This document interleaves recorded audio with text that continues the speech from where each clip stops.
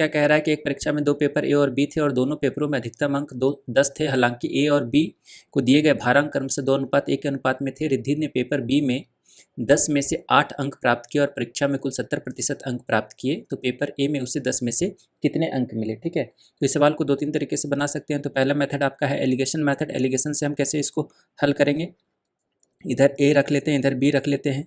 B जो है 10 में से 8 अंक प्राप्त किया, इसका मतलब 80% अंक प्राप्त किया।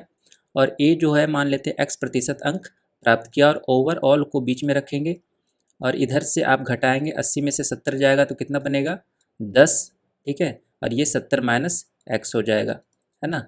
और इन दोनों का रेशियो आपको 2:1 दे रखा है। ठीक है, तो ये 2 गुना 5 करेंगे तो 10 आ जाएगा, तो इसमें भी हमको गुना 5 करना पड़ेगा। तो कितना आ जाएगा 70 माइनस x का वैल्यू कितना आ जाएगा 5। तो x बराबर कितना आ जाएगा 65, यानी कि x का जो मान होगा वो 65% होगा।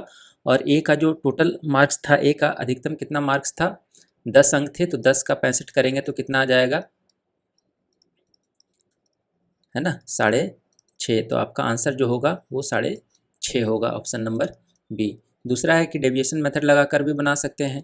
जैसे कि आपका 2:1 दे रखा है, ठीक है, और इधर आपका इसका 80% दे रखा है और ओवरऑल जो है आपका 70 दे रखा है और इसका मान लेते हैं x है। ठीक है, तो डेविएशन लगाएंगे तो कितना हो जाएगा x-70 गुना 2 और प्लस ये 80 माइनस 70 गुना 1 इक्वल टू 0 आ जाएगा।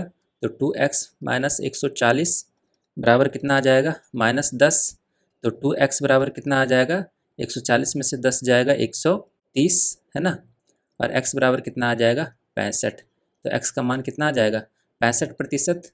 तो 10 का 65% निकाल लेंगे तो आ जाएगा आपका 6.5।